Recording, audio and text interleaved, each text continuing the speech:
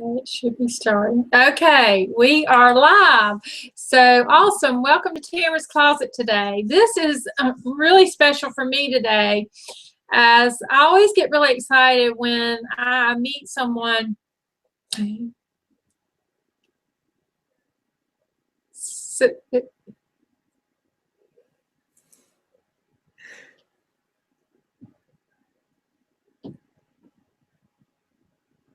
who is multi-talented and using all their gifts.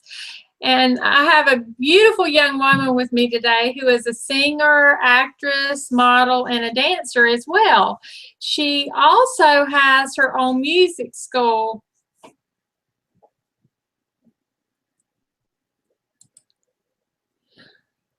We're getting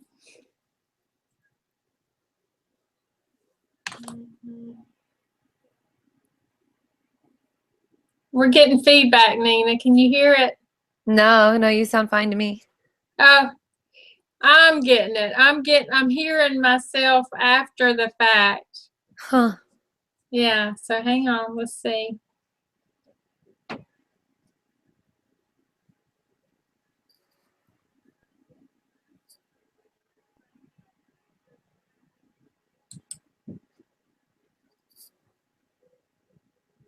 Okay. She's also got a music school, and what's so astonishing about her is that not only is she a rock and roller, she's a classically trained opera singer.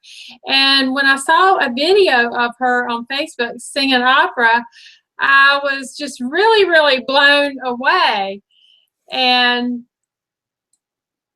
she has accomplished so much, been on several magazine covers, highly praised for her performance on America's Got Talent, and she was handpicked to perform with Geoff Tate with Queensryche on their Mindcrime Tour. Her voice is so versatile and her talent is beyond versatile, so I want to welcome her today with me, the lead vocals for the all-girl Queen tribute band, the Killer Queens, Nina Noir. Say hello, Nina, so I know you're still with me. Hi.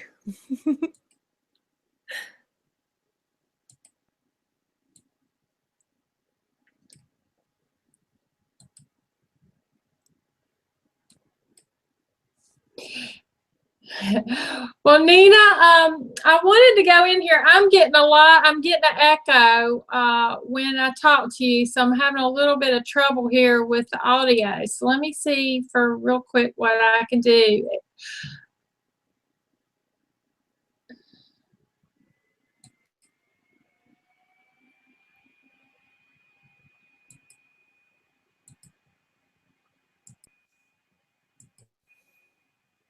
Let's see if that helped. Can you still hear me? Yes, I can still hear you. Okay, let's see if that helped. Nina, when you were young, I wanted to know, because you've got so many, when you were young, what was your first dream that you ever had? Was it to be a singer or actress or even a dancer? I think that my entertainment career started when I was very young. I was 3 or 4 years old, and I was singing Disney songs in my living room, spinning in circles. I was also very shy, and my mom didn't want me to be shy, so she decided to get me involved in musical theater.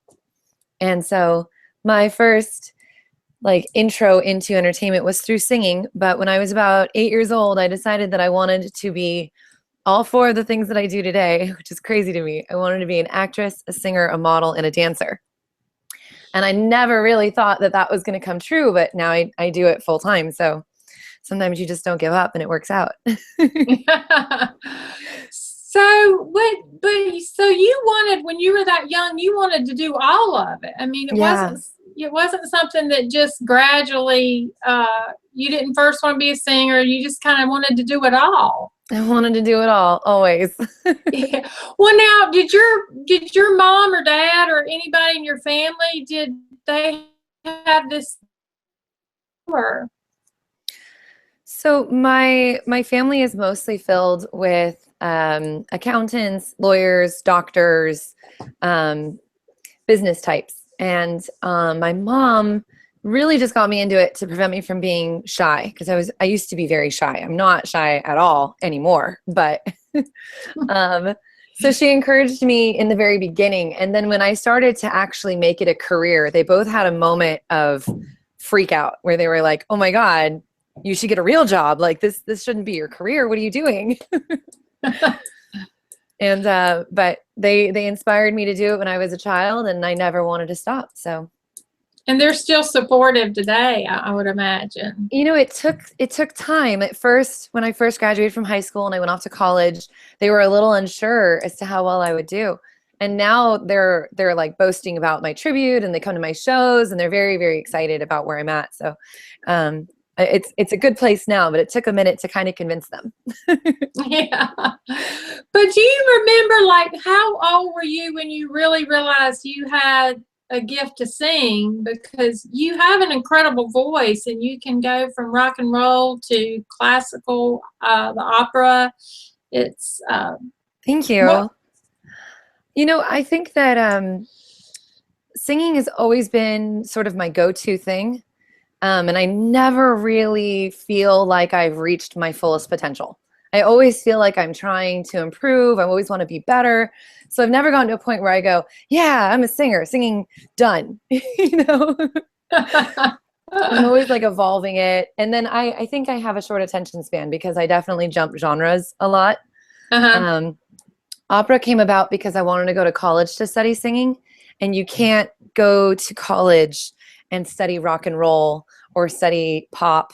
They don't have a major for that. So I had to do opera. So when I was 15, I started singing opera, and at first I hated it. I thought it was like not my thing. But then it became really easy. And once it became easy and I saw people's reactions to it, then it was like, well, maybe this is a cool thing. So now I love it. Now it's one of my favorite genres to sing. It's so effortless. It feels so easy to get to that spot. So yeah, I don't know if I'll ever pursue it as a career, but I definitely enjoy singing opera in my shower. yeah. Well, do you remember your first attraction to music? Like what genre it was when you were really young? Was there something that stands out?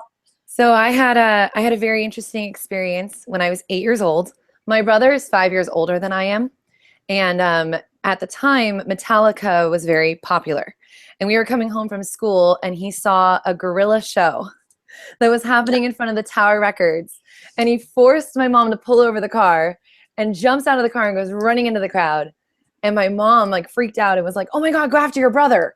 And so I went running after him, and I got to the front of the crowd, and I look up and I just see these amazing musicians just blowing my mind. And at that point I thought, is this something that I could do? Because I had been performing and I'd never seen a rock band like that before. Wow. Yeah, it changed everything. I'm sure. But what amazes me is that I read, I don't know if it was in your bio or somewhere on your website, that at the age of 7, you had already performed before thousands of people. Was this singing, acting, both, or dancing, or?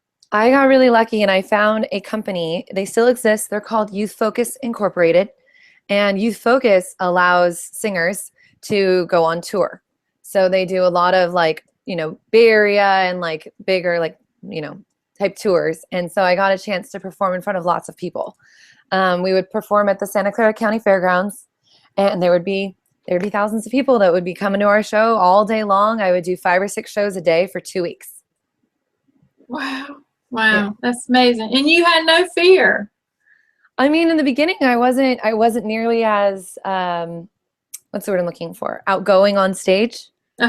I definitely was shy. I definitely freaked out a lot. I've cried and ran off stage multiple times in my life.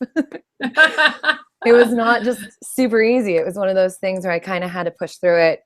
And I really wanted to keep doing it, even though sometimes I would get scared and I'd freak out, but I just always wanted to keep doing it. So. Well, I'm glad you did. I'm glad you did. And you're fun to watch on stage. I mean, I haven't seen you.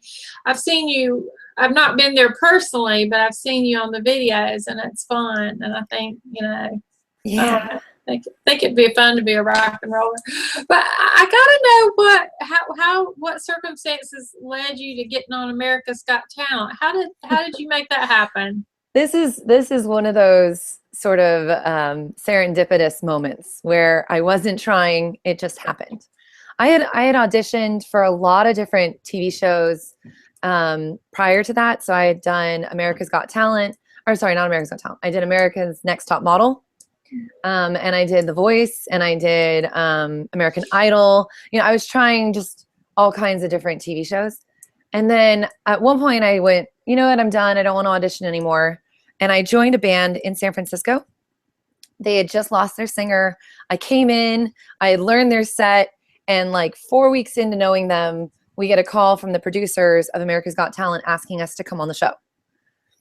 Wow. And so I had 2 weeks to decide what I wanted to do. I just met this band. I didn't know them. I wasn't sure how they were going to do. They'd asked the previous singer if she wanted to do it, and she said no. So that made me nervous because I was like, well, why is she saying no? Like, are they not a great band to work with? I don't really know. I just joined. So I did something that has defined a lot of my career. I decided to create a stage name so that if I went on the show and it was horribly wrong, like everything just went terrible, I could delete the stage name and pretend like nothing happened. So I couldn't come up with a last name. I was really struggling. And my girlfriend came over with a bottle of wine, and we sat down and we started thinking about it. And I'm going, this wine is so good. What's it called? And I turn over the bottle and I'm like, oh, Pinot Noir. Pinot Noir. Huh. Nina Noir. Nina Noir. I like that. Oh, that's how you got, okay. Cool. That's how I got that. I literally had no time to figure it out. So I wrote it down. I liked that it was 4 letters and 4 letters, and I just went with it. So. Oh, I like it too. I just thought that was your name. Okay. Nope. Yeah. Oh, that's cool. That's cool. Yeah. Yeah. But so when you went on America's Got Talent, you weren't singing solo. You were with a band. I was with a band. And they actually got on the show because they had a robotic cabaret. So they had robots and dancers. It was very San Francisco. So I started wondering how well that was going to translate to Middle America, to the East Coast. It was very avant-garde, kind of like post-apocalyptic, industrial, almost very Burning Man in a way, right? Just very San Francisco. And so when we performed, we didn't make it past the judges. They were not excited about the dancers. They were like, what are you guys doing? And I was like, man, I tried. But Sharon Ozbourne said the nicest thing. You know, she tells us, like, you know, you're not going on, and that's unfortunate. And she looks at me and she goes, because you have a really great voice, a really great voice. And I was like, oh my God, like that was all I needed. Like, I have so much respect for her and what she's done for her husband, you know, Ozzy's career. I don't think he would be as big of a star as he is if it wasn't for the things that Sharon Ozbourne did for him. So to have her then say that she thought I had a lot of talent, it was just like, oh my God, this is amazing. Yeah, that had to be amazing. But you do have a lot of talent. But now you said you were on America's Top Model too, or? So I auditioned for America's Next Top Model, and I got all the way up to the top 20. And then I was waiting to get a phone call from Tyra Banks. I'd filled out the contract. I like sending them out to my friends so that I could call them from the model house. And then I never got the call from Tyra. So I got really close, but I never got on the show. Yeah, but you know what? When I look, I really have enjoyed looking at your modeling pictures because you amaze me in that you have so many different looks, to the point that there was some that had I not known it was you, I would have not recognized you. And yeah. I think that's really, I think that's very interesting that you have so many different looks, you know. That's just the way it is. I have no control over that sometimes. When I do the Killer Queens, you know, Freddie Mercury has black hair, and I don't want to dye my hair black. I'm not a full-on blonde like I dye my hair, but I'm sort of a honey-colored blonde, and it just doesn't translate to Freddie. But I throw on the black wig and I'll like go out and I'll say hi to my friends that come to the show or the fans that come to the show. And then I'll run into them the next day and they have no idea who I am. It makes me laugh so hard. I'm like, oh, that's right. Wow, I can look really different. Well, I know, but I think that's fun because I didn't realize you were wearing a wig in that until, we met on Skype and I said, well, how do you like being a blonde? And I said, how do you change your hair? When I forgot how I asked it, but you said, well, that was a wig, and so, I thought, well, cool, Yeah, my joke is always like, oh yeah, I dyed it and I dye it back. Yeah. And people go, really? And I go, no, no, that's impossible. But it's fun because you get to be in character. And I think, I don't know, I just think that's kind of cool in itself right there. So I think those things have actually helped me become a better performer. A lot of times when you're standing in front of a crowd, you'll start to worry about what they're saying about you, what they're thinking about you, how they're viewing you. And that fear and that self-doubt can hinder your performance in a really big way. And so what I always teach my students is you just have to not care. And you have to do whatever it takes to not care. And so the stage name kind of came out of nowhere, right? It was like a necessity at the time. And then it sort of helped me promote myself easier because I wasn't promoting me. I was promoting Nina Noir. It's like, oh, that's somebody else, Yeah. And then when I'm playing Frederica Mercury, I'm trying to be Freddie and I'm wearing a black wig and I'm wearing clothing I would never normally wear.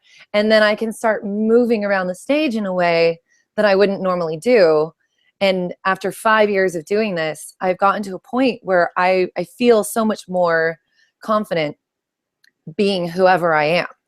And so now the stage name and the Frederica Mercury thing, it doesn't even matter. Like, I feel like I can actually go out there and just be like, yeah, I am who I am and take it or leave it. Like I want to just connect with people on a deeper level and I get to do that through music. Right. But that's where your acting comes in, I would think too. Yeah. It comes in handy. So, that talent. But now you also, though, you go into, because I know you're very proud of this, when you were hand selected by Geoff Tate to sing with Queensryche. I hope I'm saying that right. It's Queensryche. It's okay. Yeah, Queensryche. I Googled it a while back when I first met you, and I'd already forgotten. But Queensryche on their Mindcrime Tour. And I wanted you to share a little bit about that because how did they find you and So that was also sort of a chance encounter.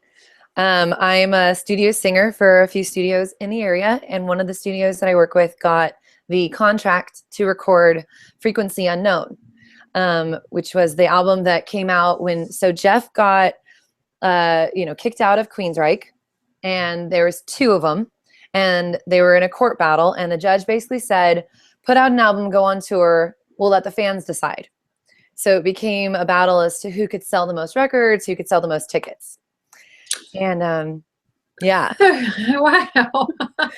So they needed backing vocals on the album, and they called me up, and I came in and I met Geoff, and I had never heard of Queensryche before. I wasn't a fan before I went on tour with them. And I had heard Jet City Woman and I had heard Silent Lucidity, but I never knew who sang them. And so here I am doing these backing vocals, and Geoff's super nice dude, like really easy to work with. And he was really impressed with what I did in the studio. And I get an email from him 2 weeks later saying, hey, we need a girl to come on tour to play Sweet Sister Mary for our 25th anniversary Mindcrime Tour. Are you available? And I turned to my friends and my family, and I was like, man, I have to leave in 2 weeks. Like, should I do this? Like, this is crazy. And they were all like, go for it. And I had no idea what kind of tour it was going to be. I didn't know who I was going to be on the tour with. They didn't even have me come do a rehearsal with them. So I literally jump on a plane, fly to Wendover, Nevada. And when I get there, I meet Geoff and the rest of the band for the first time. And they're all stars. Like there was Rudy Sarzo, who was the bass player. He's from like Whitesnake, Quiet Riot, Ozzy Osbourne. There was Simon Wright from AC/DC, from Oh, Dio. wow. There was a lot of these big names, and then there's me, and I'm going, wow, I'm not nearly as famous as you guys.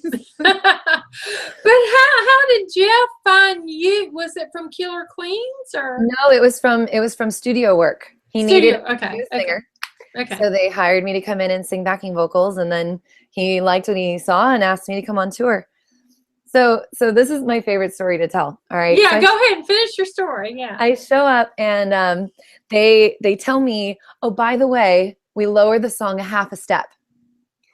And I'm like, okay, that would have been good to know before I memorized it in the original key, but that's fine. I'm sure it'll be fine. He goes, we'll run it a few times during sound check. I'm like, okay.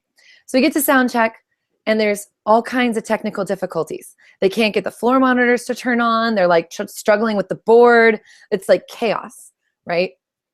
And I'm like, guys, we got to open the doors like in an hour, and I really need to run this song. Like I really need to make sure that the harmonies that I'm going to do with Geoff are correct because I've memorized them in a different key. And so we like finally get things up and running. I don't get a chance to set my monitor so that I can hear myself. And they're like, let's just run the verse. And I'm like, no, we got to run the chorus. And nope, we just ran the verse. That was it. One time through, one verse. So we're leaving the stage, and I turn to Geoff and I go, so how many people are going to be at this show? And he's like, oh, it's sold out. I'm like, okay. And I'm like, so how many? He's like, 5,000.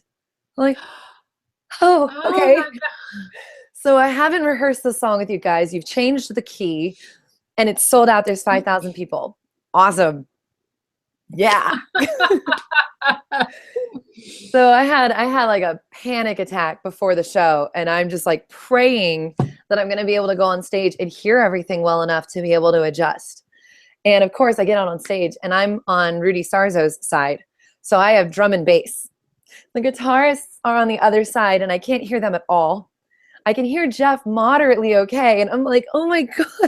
Like, oh my God. Oh, I would have freaked. I was totally panicking. My heart was racing so bad. I was like, oh my God, don't screw this up. Like, and so the way that these things work when you're touring with a major name like Queensryche is that the audience has their cell phone, right? And they're sitting there videoing the entire thing, and then they immediately put it on YouTube.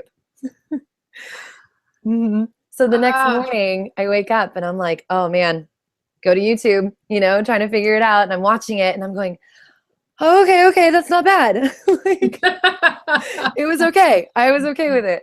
It wasn't my best performance ever, but it wasn't terrible. I wasn't super pitchy. There was no problem. So yeah. And that was the start. Yeah, well, I enjoyed it. I saw a little clip of it on I guess it was YouTube. Yeah, one of the little videos on there. So I thought you were great. No, thank you. I mean, those things happen, and I think we forget just whenever you're in the industry of the performing industry, or just the industry of the arts, and you're dealing with stage and equipment, and just like today, having trouble getting on this interview, there's, you're dealing with, you have crises and chaos. And so the good thing is, I guess, is once we're thrown into that, it just makes you stronger, and it makes you more prepared, because it happens, and it doesn't just happen once. So, yeah. You obviously handled it well, and so it made you stronger. So yeah, it was a learning experience for sure. And I definitely move forward in my life knowing that things are going to go wrong, and that's okay. Yeah. You're not always going to be doing your best performance. You might have a cold and be struggling to hit your high notes one night, and the audience is going to be like, oh, what happened to her voice? And it's like, life, man, I can't control it. Yeah, you can't. And then you have to deal with the haters and the, man, don't even get me started on that. I know. And I love your video about the haters. I was like, It's just, that's life. And now with social Mhm. media, it just gives them more ammunition, I guess. But you know what? For me, they fuel me just to strive to push harder. So that's all you can, Yeah. that's You all you just can have to do. laugh at it. You just laugh at it and move on and go, whatever. Yes. I will never Yeah. stop doing what I'm doing. I've tried to stop in the past and I became extremely depressed. And I went, you know what? I really have to just do this. Yeah. Well, you do, and you just have to ignore the haters. And like you said, you have to use them for the fuel that keeps you going, just to ignite you a little bit harder. But, I've got some great pictures back here, and I don't really have that many questions about them. But, I Okay. mean, I know, I don't know. If I were on the cover of magazines, I'd want somebody to mention it. So, and you've been on a few covers. So there's one I don't even have on here, I know. But Yeah. yeah, you're on Spotlight here, and this is Bay Fashion. And Mm-hmm. were these recent, or has it been a while? Or So Spotlight magazine, I did that last December. So it's about a year yeah, old. okay, And then Bay Fashion is about 3 or 4 years old. I was okay, on the cover of Nirvana Women about 5 years ago. And then I was on the cover of Dark Beauty again like 3 years ago. So wow, yeah, they're smaller magazines. They're not like super big, but it's fun to be able to collaborate with photographers and designers and create a cool look. And then I got lucky because I'm in entertainment. Like when I get on the cover as a model, sometimes the magazine will be like, we really want to do a write-up on you. And so then I get a little section where they like talk about my career and what I'm doing. And I think that's great that modeling can be sort of a pathway to promoting my art. oh, oh yeah, it is. And anytime, no matter how big the magazine is, anytime your face is out there, people are gonna question, well, who is this? And so Mm. it's a good pathway to find out who you are and lead to other things. So I think that's something to be proud of. And like I said, you look so different in each of these. It's Yeah. just mind blowing to me. I'm like, And then I look different here too, right? I mean, you look yeah, at that photo too, and you're like, wait. I know. I'm like, she just looks so different. So it's fun though. I think that's fun. I mean, it So makes I would love to tell you about the top right corner yeah, picture. I do. Yeah. Okay, this story is the story that I use whenever I meet a student who's like, I don't know if I want to say yes to this thing. Whenever there's that question, I always tell them, always say yes. Always just say yes and figure it out as you go. So that story. So I teach voice lessons, and I got an email from a guitar player who was on tour, and he says, I really want to take a lesson with you. I'm only in town for 3 nights. And I'm like, okay, that's weird. Sure, come on in for a lesson. I don't know you, but all right. And so he shows up, and it turns out he's a giant Geoff Tate fan, and he basically just wanted to ask me all about my tour with Queensryche. Okay. The guy is Pakistani. Okay, and he tells me that he's on tour with a Pakistani pop icon who's very famous in Bollywood. This is not like normal. Usually Pakistan and India, they don't like each other. So a Pakistani to become famous in Bollywood is like crazy talk. So this guy's name is Atif Aslam. He is very, very famous in India. And so he goes, my singer really wants a lesson with you. Can he come tomorrow? And I said, sure. So he shows up, and he's got a posse of like 10 people with him. And I'm going, who is this guy? Like, why are you showing up with all these people to my house right now? This is weird.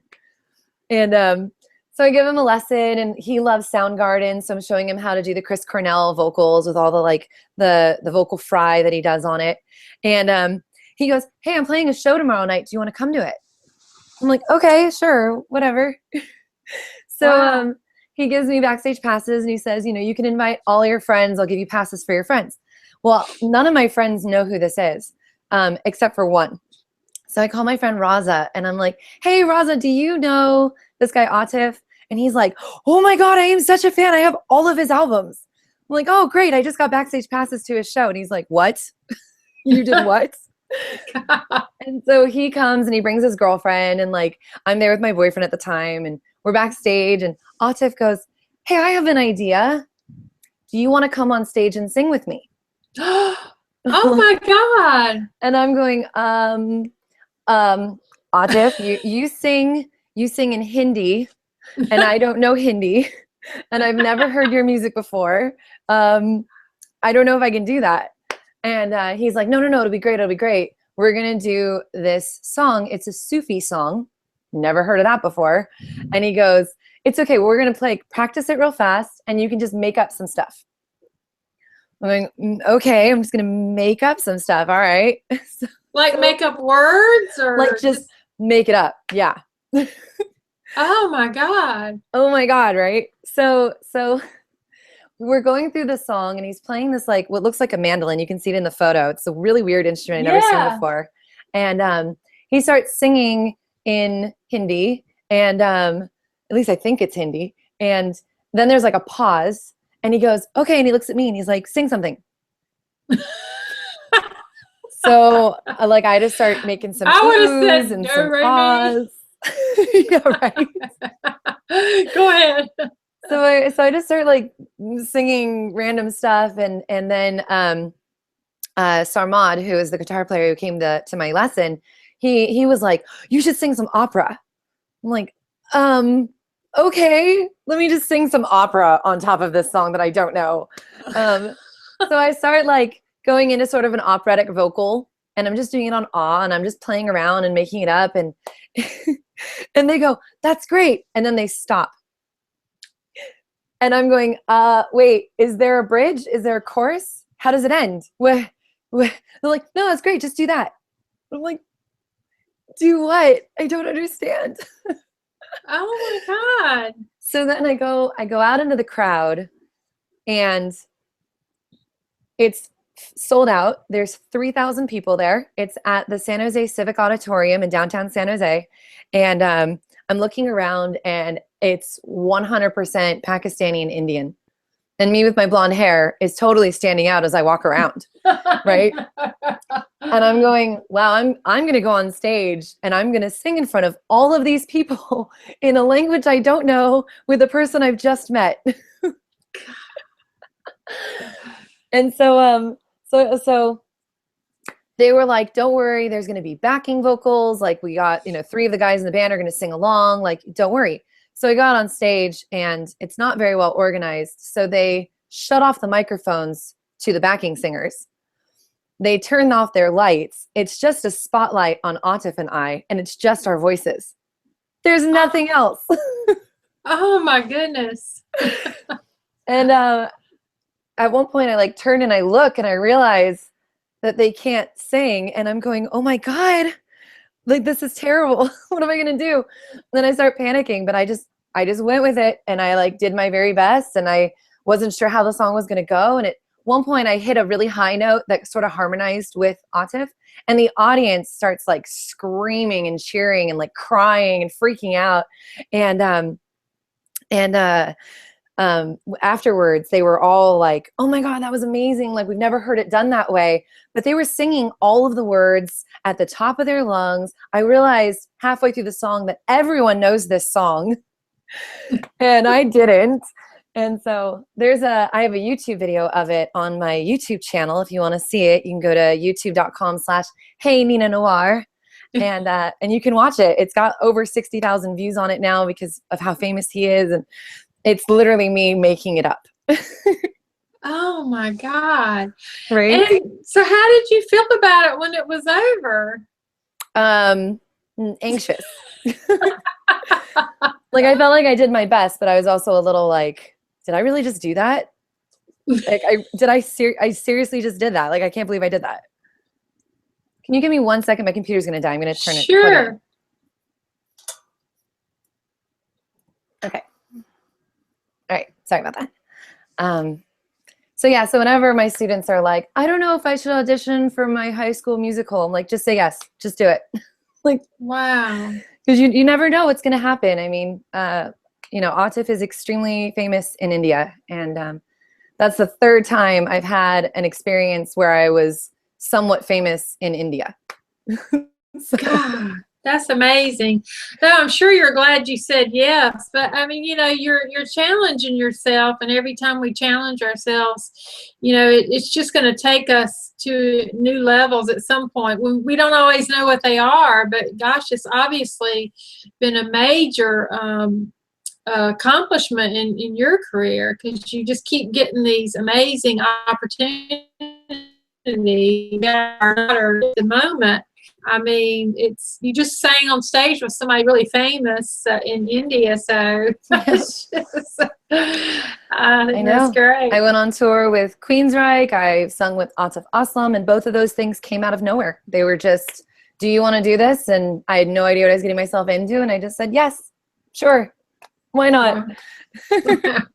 Now, you've also trained with some of the most prestigious voice coaches in the world, and one of them was Seth Riggs, who has trained some pretty powerful, talented people. Madonna, and was it Natalie Cole? Was one of them? Yeah. Natalie Cole, Celine Dion, Stevie Wonder. Yeah. It's amazing. So, how was that experience? That was incredible. So, once again, it was one of those moments where it just sort of happened. I had a teacher in the Bay Area who was trained by Seth, and then she brought him into town for a convention type thing. He did a little class, and people came and got to watch him. And he came and taught some of her students just one-on-one. And in doing so, he really liked my voice, and he said, "You should come and be my example for the class." And I said, okay, I'll do that. And I was I think I was 15 or 16 at the time. And I went up there, and he just worked with my voice and showed the audience sort of how to do warm-ups and all that kind of stuff. And then at the end of it, he goes, if you're ever in LA, I'll give you half off my lessons. And then I ended up going to a university in Los Angeles to study singing. And so I called him up and I said, hey, I'm here. Does that offer, is it still good? And he got all excited and was like, yeah, come on down. And then I find out that half off of his lessons was so expensive. He was $600 for an hour. So half off was $300 for an hour. It was crazy. So I went to him every other week for half an hour because that's all I could afford. Yeah. Yep. But he was great because he worked with my voice in such a different way than I'd ever experienced. And I use a lot of his techniques when I teach. And so I was going to school for classical, and then I was studying pop and rock with Seth. So at the same time I'm doing classical, I'm also doing pop and rock. So as I'm learning both of these sides of my voice, I'm making the connections between them, going, okay, so opera is all the way in the back of my mouth and it goes up, right, as I sing. And pop is more forward and it goes into my nose.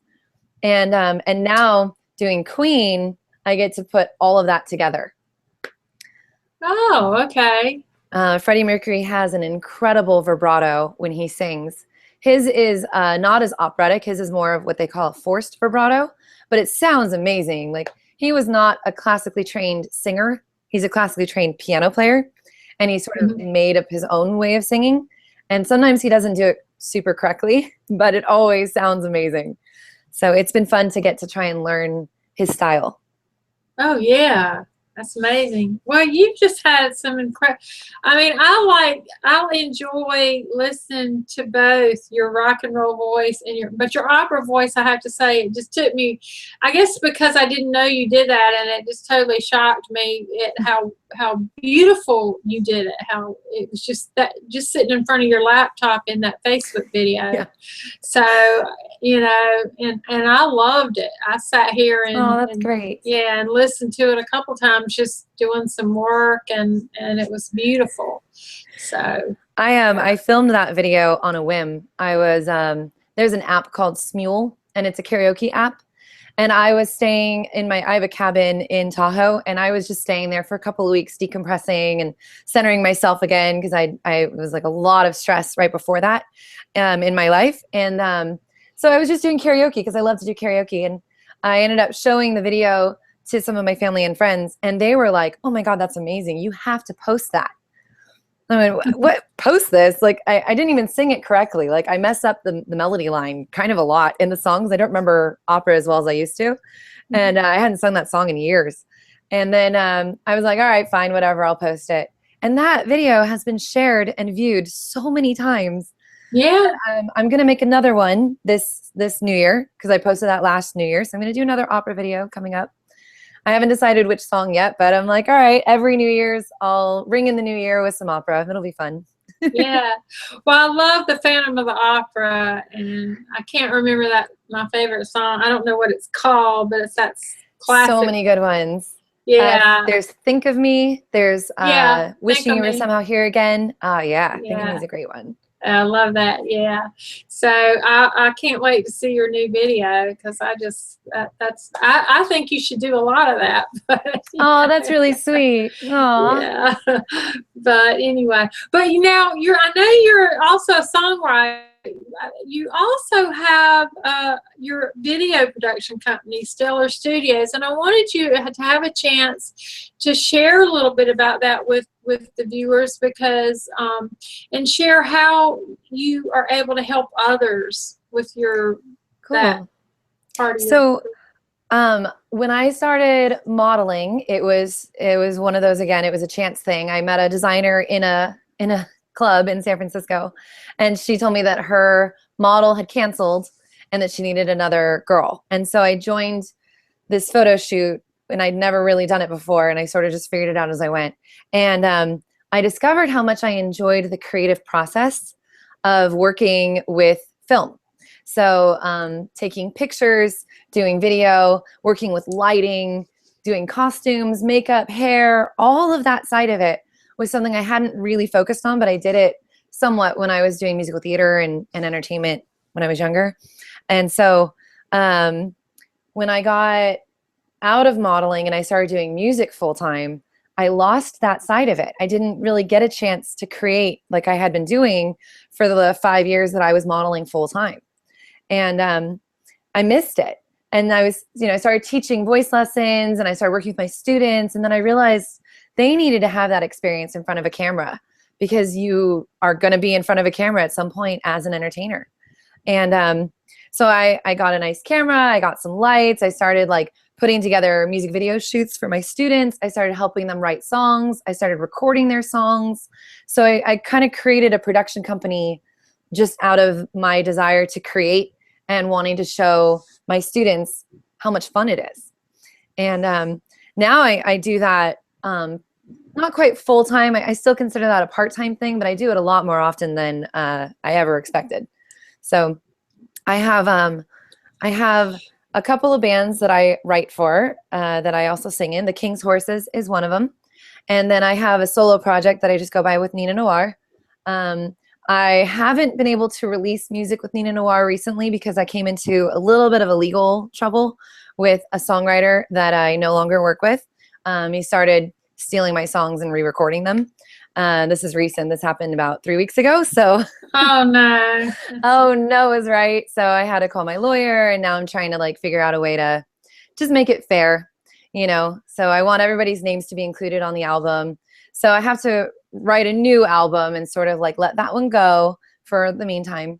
But I'm excited to go through the writing process and encourage my students who are much younger, they're in like middle school and high school, to learn what it's like to be able to create a song. And we make basic, simple songs, but it's fun to like see what they come up with, because sometimes they come up with really awesome harmonies and melodies and lyrics, and I'm going, dang, that's really good, Yeah, yeah. So. Well, now you play the piano, right? Is that what you use when you write a song? Do you use the piano to? So I actually prefer hard rock, and piano doesn't really translate as well into hard rock as I would prefer. It's more electric guitar. Okay. So I have a tendency to write the lyrics and the melody, and then I'll go to my musician friends and say, here's my idea. What do you think? And then like they'll play, something on the guitar, and I go, oh, I really like that. And I'm like, can we make it heavier? Can we make this part more melodic? Let's do a breakdown here. So it's a collaborative process. So I call it my solo album, but it's not solo work. I'm not doing it completely by myself. Okay. And I kind of prefer it that way. I really like working with other people. Yeah. Is it going to be mostly instrumental, or will there be lyrics as well? Or It's mostly lyrics and melody. Mostly Yeah. lyrics. Okay. Yeah, it's not really, I don't really do too much instrumental stuff because I'm not a strong instrumentalist. I'm more a vocalist. Oh, okay. Okay. Because somebody said you played the piano. I do, yes. Yeah, yeah. And I used to play the piano for the Killer Queens for several years. And then, Queen hired a guy named Spike Edney, and he came in to play the piano because Freddie didn't want to be tied to the piano anymore. He wanted to go out and rock the crowd. And at first I was kind of like, that's weird. Like, I don't know. I think I'd want to play the piano. But the more I started to do it, the more I realized, no, he was right. I want to rock the crowd. I want to be like out in front, going for it. And if I'm sitting behind the piano, there's an energy that drops. And I don't like that feeling. So yeah. So now we have Nicole Boaz, who is our Spike Edna. And she's amazing. She's got a master's in jazz piano. She's also a piano teacher, and she's really fun to work with because she has all kinds of creative ideas. And so we've been collaborating a little bit, and we're going to do a jazz version of our Queen set. So that'll be really fun. We're going to play some wineries and kind of like tone it down a little bit, make it more jazzy. Oh, that'll be fun. That'll be fun. So how did you guys, the Killer Queens, come together? How did that? So in 2011, I had sort of come to a point in my modeling career where I was done. I didn't really want to do it anymore, and I wanted to do more music. And I was writing, and I was recording songs, and I realized that the music industry is very different now than it was 10 years ago, 15 years ago. It's much harder to get original music to be seen and heard because everyone can get their music to be seen and heard much easier. So it actually makes it harder. Yeah. And so I started looking around and seeing like, well, what could I do that would make money so that I didn't have to get a regular job? And I came across the tribute community, and then I saw all girl tributes. And I thought, well, that would be amazing because I work with a lot of men in the music industry, which is awesome. I totally love my guys. They're super great dudes. But there's something kind of nice about having a sisterhood. Mm-hmm. And when I discovered that there was all girl tributes, I really wanted to create one. And I had a friend at the time who knew of a guitar player who wanted to start a tribute as well. And so we started talking on the phone, and she's like, I really like Queen. What do you think of Queen? And it was like, oh my God, that's brilliant. Queen is the perfect band to tribute as girls. Like Freddie already has sort of that flamboyant, flair. He does all the shimmies and the hair flips and like the kicks, and he spins. I was like, this is perfect. Like, so we got together, and then we found a drummer and a bass player, and then we sort of like moved forward with the project. And the project has evolved quite a lot over the last 5 years. We ended up getting some new members. The guitarist that originally helped me sort of start the band ended up getting an opportunity to play on a cruise ship for Queen. And so she's off doing her thing, and we had to move forward with another guitarist. And so now we have Lindy Day, who's phenomenal. This girl's amazing. She's only 25, 26 years old, and she's killing it on the guitar. I'm so excited to get to work with her. And she's got the can-do attitude, so she never turns down a gig. She's always right there saying yes. And so now I feel like I have a team that, 2 years ago I didn't really have. I have 5 performers now, including myself, and we all sing. So we do 5-part harmonies on every single song. I didn't have that before because the original members didn't sing, and I couldn't get them to really sing, so it was hard to get those harmonies down. And Queen without harmonies is just not Queen, in my opinion. Yeah, no, it's not. It's not. So now I have like these amazing women. Carla Downey is on drums, and she's also a lead singer in another project. So she comes in with these epic vocals. She does Roger Taylor so well. I mean, he was a solo singer as well, and he put out an album on his own. And so she gets to do I'm in Love with My Car and just captivate the audience for 3 minutes while I go and do a costume change. And then I come back out on stage riding on the shoulders of Darth Vader, because that's what Freddie did. I never ever thought in my musical career that I would be riding on the shoulders of Darth Vader out to an audience. Oh God. So Well, it's been amazing. And Diana Ray is our bass player, and she is one of my closest friends. We're like sisters, so much so that my mom even refers to her as my sister. So it's been such an amazing experience to get to work with so many beautiful, talented women who are so supportive and are really excited about the project. yeah. So what's your the most fun part about being with the Killer Queens, would you say? Probably the costume changes. Oh, yeah. I usually do about 5 costume changes during the show. Wow. Yeah. Well, Freddie has such amazing taste in fashion, and coming from a modeling background, I really got to understand that, clothing is not just something that you wear, it's something that you express yourself with. And although I don't think it should be the only way in which you express yourself, I do see the beauty and the art in it. So during our shows, I want to show sort of the progression of Freddie's fashion. And so at the end of the show, I do more of his iconic look with the yellow jacket and his white pants, and I wear a crown. I get all like queened out. So, well, I would think that would be the most fun part for sure. yeah. Yeah. So we have an announcement to make for the Killer Queens. Okay.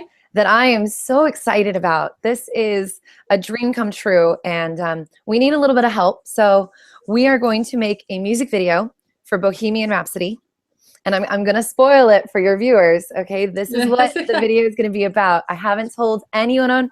None of our fans know about this yet. We've hinted at it, but we haven't really said. But I'm going to tell you guys. So, a lot of us are much younger. We didn't get to see Queen perform live.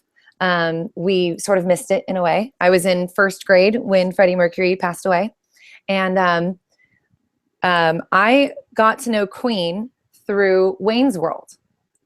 Okay. Wayne's World was one of my favorite movies when I was a kid. And the opening scene is them driving in the car. And they put in the tape and they rock out to Bohemian Rhapsody. And I was blown away. I thought that was the coolest thing I'd ever seen. So our music video for Bohemian Rhapsody is going to pay homage not only to Queen, but also to Wayne's World. Cool. So we found a 76 AMC Pacer. We're going to paint it baby blue, and we're going to put flames on it. We're going to make the Murph-mobile, and we're going to film that opening scene with the 5 of us as Wayne's World. So my guitar player is going to be Wayne, and my bass player is going to be Garth. And they couldn't be more perfect for these roles. They're meant for these roles. So we're really excited. We really can't wait to make this music video. We want to do it right. So we don't want to skimp on it. We don't want to make it so that it's like mediocre at best. We really want this to be a professional quality video to share with the world our version of Bohemian Rhapsody. So we started an Indiegogo account yesterday. So we have a campaign going. We're fundraising right now to get the money to really make the car look amazing, to get the best video production in studios. We're trying to get $15,000, which is a crazy number to me. I can't even imagine like asking for that, but we need it. So we're hoping that our fans want to see us create this piece of history where we take Wayne's World and Queen and we put them together again, and we re-inspire the world to listen to this music and to celebrate through laughter. And I feel like it's a really good time for it because the world's going through a lot of kind of crazy times right now, and it's hard to really know, what's going on. So we just want to inspire people and make them laugh and rock out. No, I think it's awesome. I saw your announcement and I shared it, and remind me. I'll make sure I share it, and I'll also put that in my blog so that we keep that rolling around, because I saw that. That's really cool. Yeah. I think it's a good time to do it. I do. And I remember that scene so much in that movie. That was great. It's great. So iconic. It's one of my favorite scenes I think, Yeah. ever. Yeah, I know. In fact, I'm gonna have to Google that and watch that again. It's been a long time, but Oh, God, it's so funny. You're gonna laugh so hard. I know. I remember that so vividly. It was just a great opening scene. It really was. So that's cool. So I'll make sure that that we get all the information out that you need so that people know where to go to donate. And donate Yeah. because I think You go that's so to cool. indiegogo.com/thekillerqueens. Okay. All right. Nice and Cool. easy. Yeah. And we've got all Yeah. kinds of great giveaways that we're giving to the donators. So there's a long list of items. You'll be amazed at how many different options we have. And we're even giving away lessons, since I teach voice lessons and our guitarist teaches guitar lessons, our bass player teaches bass and piano, our piano teacher, our pianist also is a piano teacher. And then our drummer is going to teach drumming. So you get a chance to come and have a lesson with us and get to learn a little bit more about what we do and improve your own skill. So. Oh yeah, awesome, awesome. Well, I just have a couple more questions. I wanted you a chance to, since your music school is kind of your baby, I wanted you to share a little bit about that and how people can and find out more about that. Yeah, we just started this school. So Okay. I've always wanted to have a music school. My dream is to have a music school and a production company that work hand in hand, so that the students come through, they learn their instruments, they learn how to write songs, they get to record those songs, and then they get music videos and learn the music video production side of it as well. So, so we just opened the school this last August. It's called Stellar School of Music. It's located in San Jose in Almaden on Almaden Expressway and Blossom Hill, right across the street from Pioneer High School. If you're local, you'll know where that is. We do offer Skype lessons as well. So if you are not local and would like to take lessons with us, we do offer that as well. The school right now offers piano, bass, guitar, and singing. We hope to expand that into drumming as well, and then also music video production and sound engineering. So we're still expanding, but right now we've got those options. And it's been amazing. Being a teacher is probably the greatest job I've ever had. Wow. Hands down. And I've had some really cool jobs. So but yeah, there's nothing like inspiring kids to become more confident and to trust themselves and to express themselves. Well, it sounds like you actually get to mentor them somewhat. I do. Yeah. Because you're taking them from lessons into the actual video production as well. So. My goal is to take the students who really want to do it as a profession and give them the ability to do that, and show them, like, just because you're not Katy Perry doesn't mean that you're not a successful musician. There's a lot of different levels to being a musician. Not everyone makes it to the top 1%, but there's so many other enjoyable things that you can do and make it your career and make a good wage off of it. I mean, I make a decent living off of what I do, and I don't have to do the job that I don't want to do, there's no means to an end here. I get to do the creative job that I love. So I have one student right now that I am mentoring a lot. She sounds very similar to Christina Aguilera, and she's only 14 years old, and she blows my mind. She came to me at 11 years old, and she sang Whitney Houston's I Have Nothing, and she sang it better than I could ever sing it. And I was like, whoa, this is amazing. So I'm taking her through the process right now of recording and putting out a music video. So if you watch my channel, you'll see a video of her coming soon. She's going to be singing Christina Aguilera's song. Oh no, I'm going to forget the name of it now. It's from the movie Burlesque. It's a really romantic, pretty song. I can't remember the name of it, but anyways, she does it phenomenally. So I'm excited to get to start putting my students out there more. And yeah, she kind of gets to be the first right now. So I'm excited. That is exciting. I think that's awesome. So what advice would you give someone who has a dream of becoming a performer, or acting, or singing? Sure. I think the best advice that I can give to any entertainer, it doesn't matter if you're an actor, a singer, a dancer, a model, you have to You have to trust in yourself and know that if this is something that you love, don't ever let anyone tell you you can't do it, because that's not true.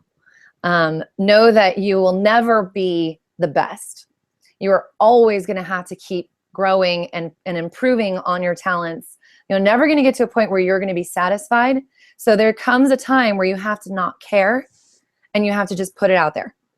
And I think that's the hardest thing for an artist. We spend all of our time recording a song, and then we'll go back and we'll record it again, and then we'll change this part or that part, and then we'll have all this self-doubt. It's not a very good song. No one's going to like it. And you get to a point where you have to just stop caring about that, and you have to just show the world. Just, here's the song. I'm done working on it.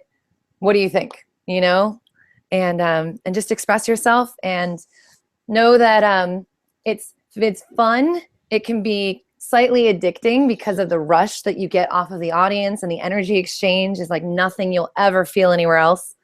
But know that if there's no meaning behind it, if there's no passion there, it can become a very, very dangerous path. There's a lot of addicts in the music community for this reason, I believe. They get so addicted to the rush, and they forget that they're connecting with people, and that there's a meaning here, and there's a reason for you to be doing this. So you want to stay grounded. You want to know that you're not the best ever. There's other people out there that are going to be better, and that's okay. And your goal is to just inspire people and get them to be a part of your art, and really live in that moment where you're getting that energy exchange between you and the audience, because it's by far the greatest experience I've ever had. So. Oh, that's great advice. Great advice, Nina. And what's your take on social media like for people? Because it can be a good thing and it can be a bad thing. So if you're struggling with reading the negative comments that are on your YouTube page, because they're going to be there, either don't read them at all, or read them and laugh at them, because they don't matter. They really don't matter. Social media has a whole other world to it, right? I spend a lot of time on social media, and it's not something that I really like to do. It's not my comfort zone. I'm much more of a private person. I don't really want people to know my business, but at the same time, they want to get to know you, and I want to get to know my fans. So there's an exchange that happens there, and I kind of have to keep it, within boundaries, which can sometimes be hard, because when you meet me in person, I'm a very open person. I always want to share everything, but I can't do that online. That's not an appropriate place to do that. Right. And so there's a fine line I have to kind of walk, where like I want to share a lot, but then I have to kind of keep it under wraps. So my best advice for you is to know that everyone is watching. So be very careful what you post. Know that when you post something, it's being shown to the entire world. Sometimes we forget and we think it's just our Facebook friends, or it's just, one moment and then it's gone. It's never gone. It's always there. It is. So you have to be really careful what you put out there. And then the best part about it is that now we get to have what I call super fans. And to me, these are heroes, because when I'm having a bad day, or I'm feeling like, I'm just really not that talented, I don't know why I'm doing this. And that happens to everybody. You will always have that moment of, what am I doing? There's a super fan out there that will reach out to me, and they will remind me that I'm inspiring them and they're inspiring me. And we're having this exchange that I believe defines humanity in such a great way. And then it energizes me again, and I go, okay, all right, I can do this. And without social media, I wouldn't get to really interact with my super fans. So exactly. Yeah. So there's a great side to it too. Yeah. And you've got some great fans. I've been watching. So yeah, you do. I'm really lucky. There's so many days where I wake up and I just go, really? You guys want to be my friend? Like, you really want to see what I'm doing and support me? This is amazing. Like, I can't believe it. I have friends in other states, in other countries, people I've never personally met, that inspire me every day and make me feel like what I'm doing is benefiting the world. And it's amazing. It's such a great experience. I wouldn't trade it. I hope to have it for the rest of my entire life. Yeah, that's awesome. So one last question. Where would you like to see yourself down the road? I don't know, 5 years. That was just a number. It doesn't have to be. So I'm very, very hopeful that with this music video for the Killer Queens, I'm praying that it goes viral. I'm really hoping that it gets shown all around the world, because where I would love to be in the next year is on the road, touring across the nation and across the globe. I would love to go to Japan. I'd love to go to Australia. I would love to go to England. I really want to see these countries and experience their cultures and share the legacy and the fantastic music that is Queen. They are a awe-inspiring project, and I want the world to remember them forever. I really want Freddie Mercury to be a legend forever. So I try to inspire younger generations to hear this music and get excited about it, and know that they can do this kind of thing too. So that's awesome. Fingers crossed. That's what I want. Well, I'm all for it. I've loved Queen, and I can't tell you how over the years, how many times that song "We Are the Champions" has been used at all kinds of events, and when it can completely change your mood, and it completely has, you know, if I'm having a bad day, I can get it on, and it's such a mood lifter, and their music is just awesome. So I've always been a fan of Queen. So yay! Oh, that's so great. Yeah. So. My favorite thing about getting to perform the music of Queen is the audience participation. Yeah. They sing at the top of their lungs. They're swaying, they're arm in arm. They're just so excited, and it just fills me with so much joy and so much love to get to experience that moment with them and to change their evening. You know, even if it's just for 2 hours, I want them to go home feeling like, wow, that was amazing, and be inspired to wake up the next morning and go about their day feeling energized and recharged.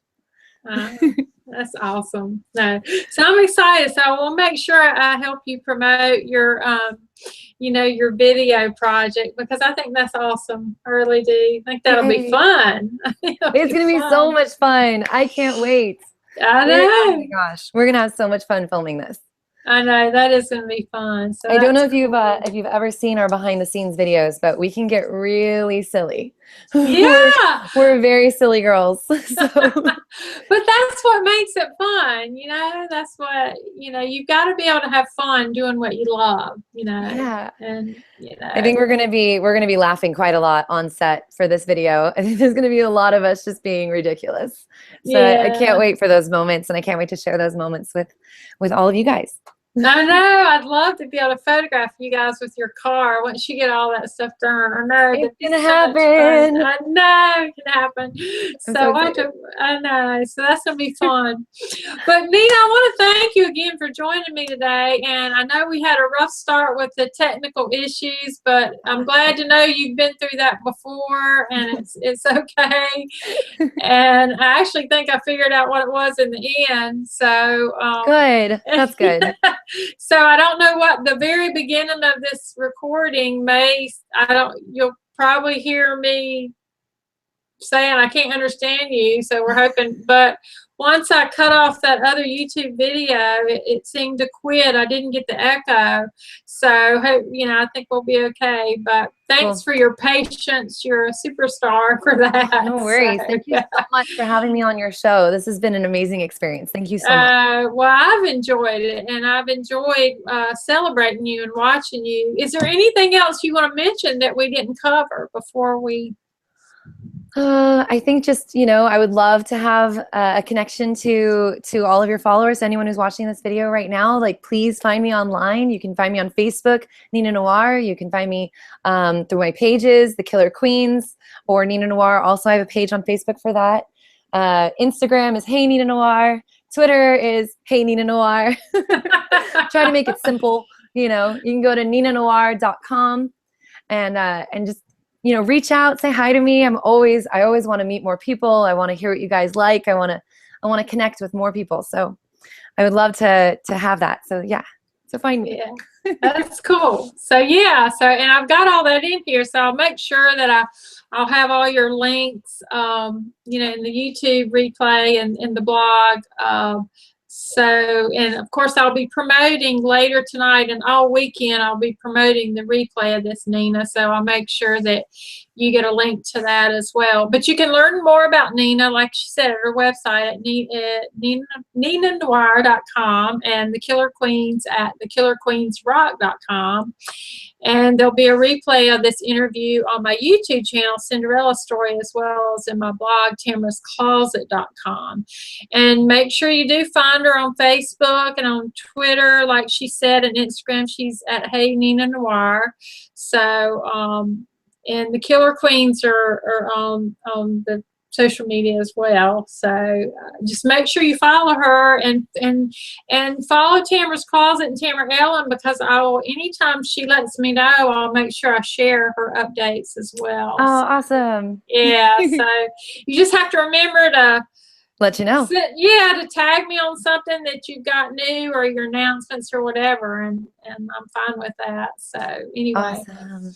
But I want to thank you so much. Yeah, don't hang up yet. I'm gonna say goodbye to the viewers. Thanks again for joining us today, and continue to follow Tamarah's Closet. I'm lining up some really great people for the new year, and Nina's gonna have her opera song out for the new year. I'm looking forward to that. I really am. So thanks to all my viewers, and stay tuned for more talented people from all over the world. And to your own success, just keep on rocking it, and take care. Bye.